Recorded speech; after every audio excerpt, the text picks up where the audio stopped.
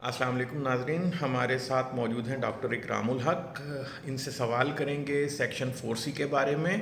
اور کہ 4C جو ہے اس کے کیا مضمرات ہیں، کس طرح وہ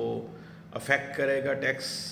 پیئر کو، اور کیا وہ کنسٹیٹیوشنلی ٹھیک ہے یا نہیں ہے، اور اس کے علاوہ کیا 4C جو ہے اس کو جو ہائی کورٹس نے تینوں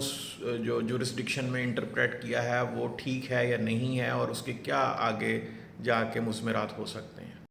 سیکشن 4C جس کو فنانس ایکٹ 2022 میں پہلی دفعہ متعارف کروایا گیا اور اس کو ریٹروسپیکٹیولی یعنی کہ اسی سال سے اگرچہ اب نئے آرڈیننس کے تحت جب بھی کوئی فنانس ایکٹ آتا ہے تو وہ اگلے ٹیکس ایئر کو اصل میں متاثر کر رہا ہوتا ہے، مگر اس میں انہوں نے اس کو ریٹروسپیکٹیو افیکٹ دیا۔ ایک تو یہ سوال ہے۔ دوسرا سوال یہ ہے کہ 4C دراصل ایک سپر ٹیکس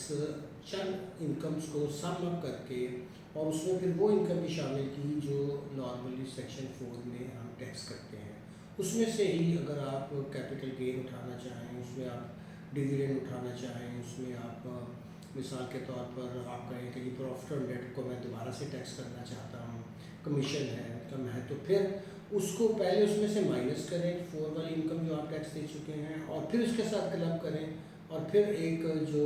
اب 2023 میں تو ایک اسکیجول انہوں نے دے دیا ہے۔ پہلے آپ کو پتہ ہے کہ یہ 4 سے 10% تک، اور زیادہ تر ہائی کورٹس کے اندر 3 انہوں نے ایشوز ریز کیے، ریٹروسپیکٹیو ہے اور ڈسکریمنیٹری ہے، چونکہ چند اس میں انڈسٹریز کو 2022 میں ہائر ریٹ پہ ٹیکس کرنے کی کوشش کی گئی تھی۔ وہ تو ہر ہائی کورٹ نے یہی کہا ہے کہ جی ڈسکریمنیشن تو الائبل نہیں ہے، کیونکہ کوئی بھی وجہ نہیں تھی کہ ان چند انڈسٹریز کو ہی کیوں چوز کیا جاتا۔ اب دوسرا مسئلہ جو اس میں ریٹروسپیکٹیوٹی کا تھا،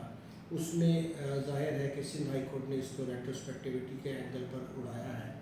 اور یہی بات تقریباً آپ نے دیکھا کہ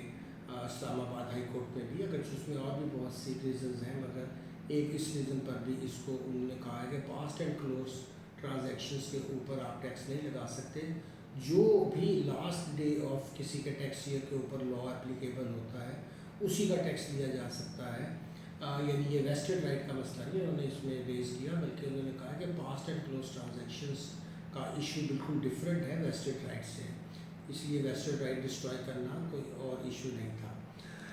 جہاں تک آپ نے دیکھا کہ اس کے اندر کانسٹیٹیوشنلٹی کا مسئلہ ہے، وہ صرف معاملہ اسلام آباد ہائی کورٹ میں ہی اٹھایا گیا کہ کیا ایسا ممکن ہے کہ آپ 47 میں ایک دفعہ نیٹ انکم پہ ٹیکسیشن کریں اور دوسری دفعہ اسی انکم میں سے ایک اور گلدستہ چنیں اور اس کو آپ کسی اور پیمانے پہ ٹیکس کریں، یعنی 52 کو اپلائی کرنے کی کوشش کریں۔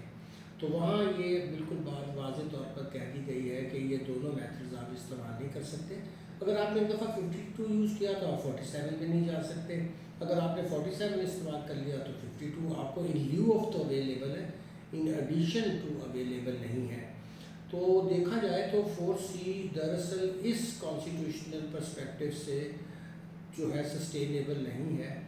اور باقی چیزیں اگر ہم چھوڑ بھی دیں کہ اس کی ریٹروسپیکٹیوٹی کے کیا ایشوز آئیں گے، اس میں کیلکولیشنز کے ایشوز کیا آئیں گے، ڈسکریمنیشنز کے کیا ایشوز آئیں گے،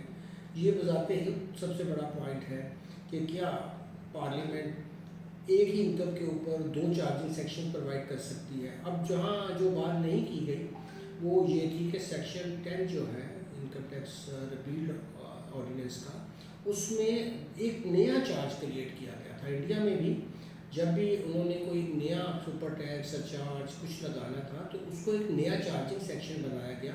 اور اس میں انکم کا ورڈ نے یوز نہیں کیا، اس میں کہا کہ ٹیکس کے اوپر مزید سر چارج لگ سکتا ہے، سپر ٹیکس لگ سکتا ہے۔ یہ بحث جو ہے کسی کیس میں ہمیں نہیں ملتی ہے کہ پہلے جب بھی پارلیمنٹ نے یہ سوچا کہ ہمیں انکم ٹیکس کے علاوہ کوئی اور ٹیکس بھی لگانا چاہیے ود انکم ٹیکس، تو اس کو سر چارج کہیں، سر ٹیکس کہیں، سپر ٹیکس کہیں، وہ ایک ڈفرینٹ چارجنگ سیکشن سے تو لگ سکتا ہے، مگر ایک انکم کے 2 چارجنگ سیکشن نہیں بنائے جا سکتے، اور اس وجہ سے میں سمجھتا ہوں کہ 4C کے بارے میں یہ جو پوائنٹ ہے یہ بہت اہم ہے، اور اسی کی بنیاد پر اب جب یہ معاملہ سپریم کورٹ جائے گا تو وہاں ان چیزوں کو ہائی لائٹ کرنا چاہیے۔ جی ڈاکٹر صاحب، بہت شکریہ آپ کے خیالات کا کے اظہار کا، اور امید ہے کہ ہم اسی طرح چھوٹی چھوٹی ویڈیوز جو ہے ٹیکس پیئر کے جو ہے وہ دلچسپی کے لیے بناتے رہیں گے اور ان کے ایجوکیشن کے لیے بناتے رہیں گے. بہت شکریہ آپ کا. Thank you.